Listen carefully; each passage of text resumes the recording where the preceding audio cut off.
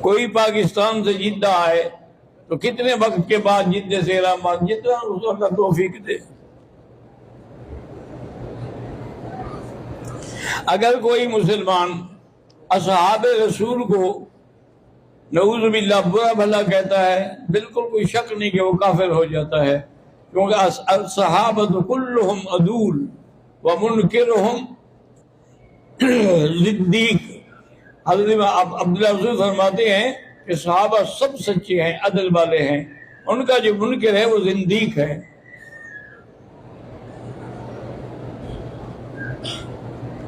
ہم عمرہ کرنے گئے، مکہ آئے، 7 دن یہاں رہے، پھر مدینہ منورہ میں آ گئے، تو بہرحال آپ مسافر ہیں. جب تک 15 دن ایک جگہ قیام نہ ہوا بندہ مقیم نہیں ہوتا.